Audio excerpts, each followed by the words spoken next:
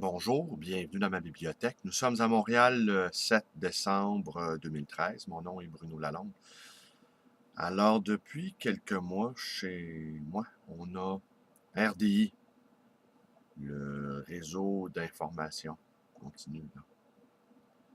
Et moi, je dis RDI parce qu'en fait, on a le câble. Ouais, voilà. On a le câble et ma compagne me dit tout le temps, il n'y a pas que RDI, il y a plein d'autres chaînes. Et comme je suis totalement déshabitué à regarder la télévision. Je ne la regarde plus depuis des temps immémoriaux. Je pense que Réal Giguère animait Pal Pal Jazz Jazz quand j'ai cessé de l'écouter. Ça fait donc très temps. Ou Les Tannants. Vous voyez un peu. Mon niveau de culture télévisuelle est extrêmement faible. Et même j'ai été près de 15 ans sans même en avoir une. Et puis finalement, eh bien, ma compagne a eu envie de faire entrer le câble et je ne regarde qu'RDI de temps à autre.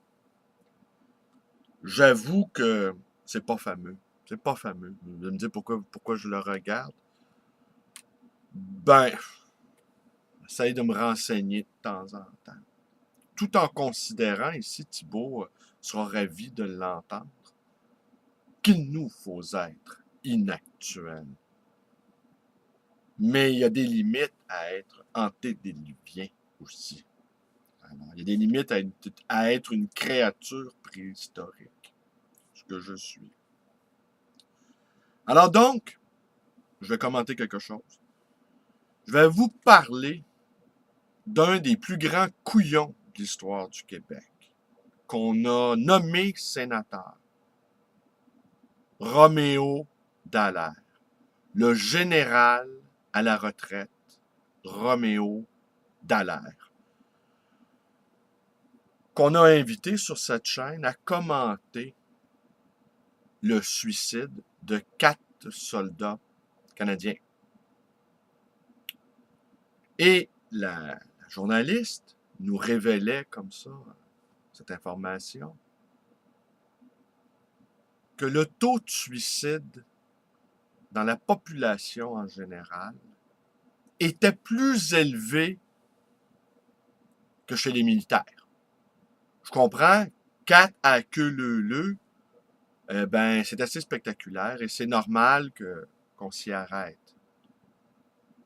Alors là, moi, j'ai réfléchi, le taux de suicide est plus élevé parmi la population civile que chez les militaires. Est-ce à dire que la vie civile est plus dangereuse que la vie militaire?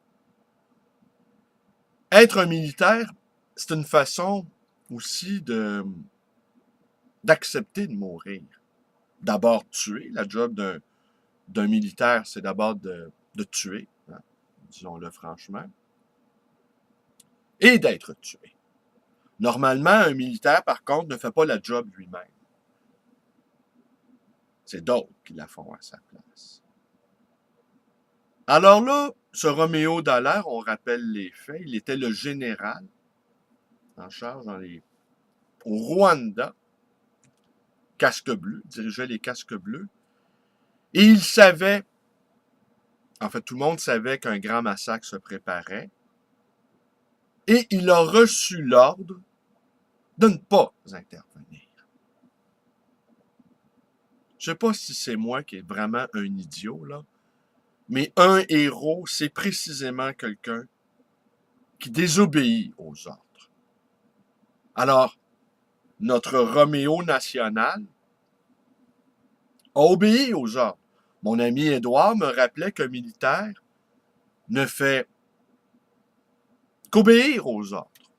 Qu'on ne peut pas être un militaire et être un être désobéissant. Comme un policier d'ailleurs. Les policiers, vous ne trouverez pas sur Terre d'être plus obéissant qu'un policier. Ces petites bêtes-là, c'est très obéissant. Et ils entendent bien qu'on les obéisse également. C'est le seul problème avec les obéissants. Ils nous obligent à être comme eux par la coercition. Supportent assez mal les gens qui ne sont pas obéissants. Alors, Édouard me faisait noter qu'il ne pouvait pas désobéir. Alors, je dis fort bien, Édouard. Mais à ce moment-là, on ne fait pas de ce type, qui est un véritable lâche, on n'en fait pas un héros. On, on le soigne, on le retire de la circulation, et on lui donne une bonne pension pour avoir été un bon garçon obéissant, mais on n'en fait pas un héros. Alors là, notre homme, quand il a constaté les massacres, et qu'il a sans doute réalisé qu'au fond, pour un militaire qui avait la possibilité de désobéir aux ordres et de faire preuve d'un courage et d'entraîner ses hommes avec lui, parce l'on sait également que ça aurait été bien facile d'intervenir au Rwanda, que c'est précisément la lâcheté des casques bleus sur le terrain qui ont encouragé, du moins, ce déferlement de haine et d'instinct sadique libéré. Quand on a affaire à des brutes, on les maîtrise et après on discute. Quelqu'un rentre chez vous par effraction en plein milieu de la nuit, votre compagne vous donne un bon coup de pouce, un bon coup de coude. Bruno, va voir, il y a du bruit dans la cuisine. D'abord, tu te lèves, tu y vas, et puis si tu as une guitare à portée de main, tu ne chantes pas à l'intrus Give peace a chance. Tu en donnes un bon coup sur la tête. Puis après, peut-être, tu peux lui chanter une petite balade. Si tu restes de l'énergie pour le faire. Alors, Roméo Dallaire, voyant les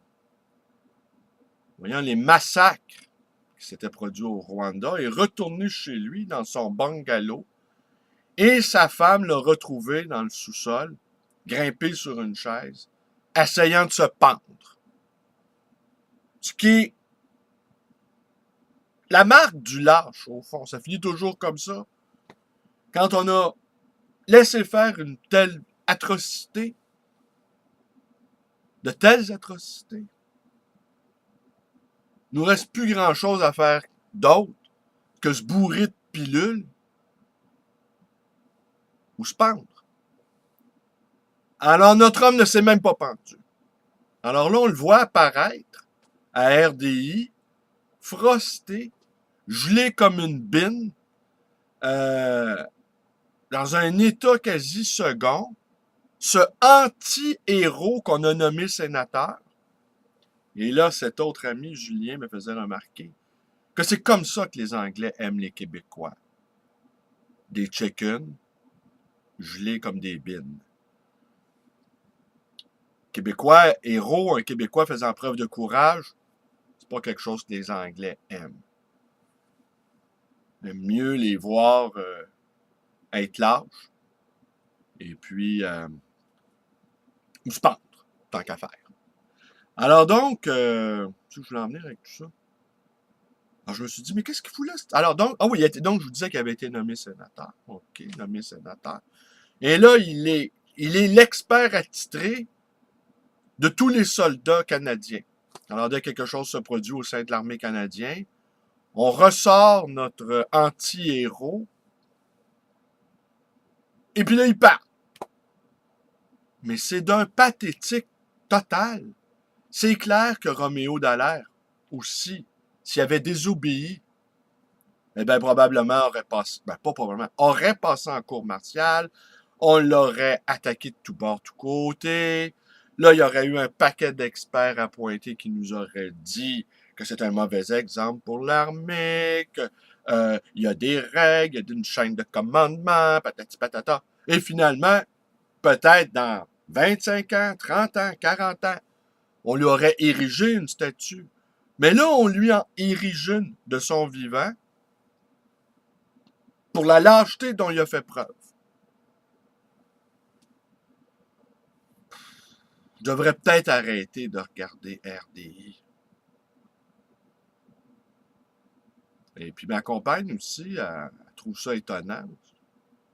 Je regarde les publicités comme si je voyais Jésus ressuscité dans mon salon. Elle dit, Bruno, qu'est-ce que tu fais là? Le salaire, je suis complètement... hein? Ben oui. Je regarde puis je me dis, ah non, c'est pas possible. Faut dire, comme je vous explique, ça fait très longtemps que je ne la regardais plus, la télévision. En fait, je la regarde environ 1 heure par semaine, 2 heures tout au plus. Et moi, c'est les publicités de voir à quel point rien n'a changé. Les publicités font appel aux mêmes conneries, les mêmes. Ah, c'est tellement, là. En tout cas, avec moi, ils réussiront absolument à rien me vendre. Ça, c'est clair. Il n'y a rien qui me propose, qui me propose. Il n'y a rien des choses qu'ils me proposent qui m'intéresse. Ça me laisse complètement. Ça ne me tente pas. Je peux même pas croire qu'il y a des gens qui achètent ça. Je peux même pas croire qu'il y a des gens qui ont le goût d'avoir ces cossins-là. En tout cas, j'avais envie de partager ce moment-là d'étonnement dégoûté. Ce général à la retraite, nommé sénateur pour son immense lâcheté. Écoutez, je comprends qu'on c'est pas tout le monde qui a envie d'être un héros. C'est pas tout le monde qui a envie de donner ou de risquer sa vie là, pour les autres. Mais d'un militaire, on pourrait espérer mieux quand même. Enfin. C'est un doute moi qui est trop naïf. Et je vous remercie d'être avec moi.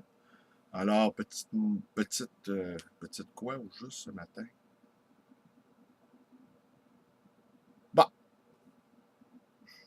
j'avais envie que vous sachiez que pour moi, Roméo Dallaire n'est pas un exemple pour l'humanité. Puis qu'on ait nommé ce type-là sénateur, pour moi, c'est le bout de la merde.